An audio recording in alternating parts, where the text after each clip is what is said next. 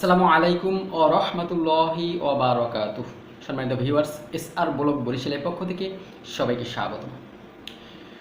সম্মানিত দেশবাসী, দেশে বিদেশে যারাই আছেন না কেন, সবাই আপনারা অবগত যে বাংলাদেশের ফেনী এবং বিভিন্ন জেলা, নোয়াখালী সহ বিভিন্ন জেলা পানির নিচে ডুবে আছে।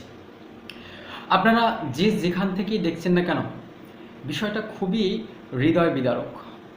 দেখলেই চোখ থেকে পানি ঝরে যায়, হৃদয়টা কান্না শুরু করে যে অসহায় মানুষগুলো কিভাবে জীবনযাপন করছে।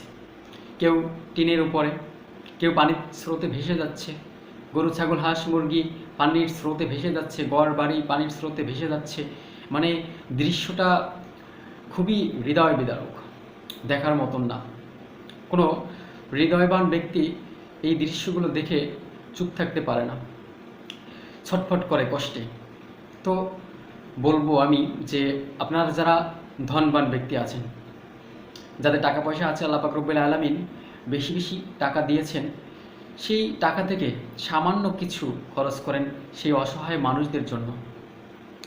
যারা দরিদ্র আছে তারা তো সম্ভব না, কিন্তু যাদেরকে আল্লাহ পাক রব্বুল আলামিন অসংখ্য টাকা দিয়েছেন, লক্ষ কোটি টাকা দিয়েছেন, সেই ধনী মানুষদেরকে বলবো আপনারা এগিয়ে আসুন।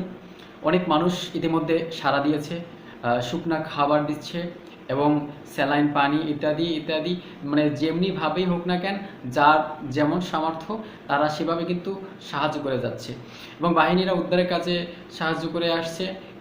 এলাকাবাসী দূর দূরান্ত থেকে এসে তারা বিভিন্ন জেলা থেকে গিয়ে সেখানে তাদেরকে উদ্ধারের কাজ সহযোগিতা করছে সেনাবাহিনীর সাথে, এবং আরও বাহিনী আছে।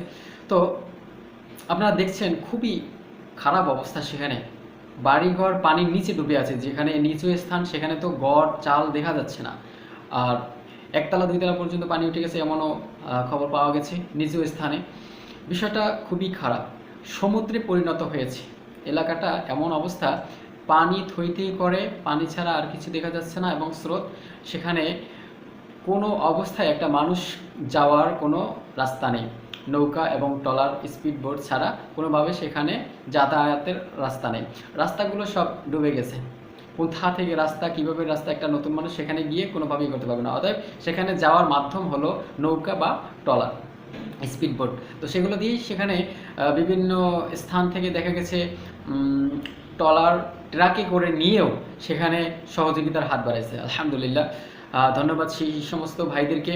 আল্লাহ পাক রব্বুল আলামিন তাদেরকে উত্তম জাদা দান করুক, উত্তম কিছু দান করুক। আল্লাহ পাক রব্বুল আলামিন তাদের সেই সহযোগিতাকে কবুল করুক। সেগুলো দেখে আপনারাও আমরাও সহযোগিতার হাত বাড়াই, যার যেমন সামর্থ্য আছে এগিয়ে আসি তাদেরকে সহযোগিতা সাহায্য করার জন্য।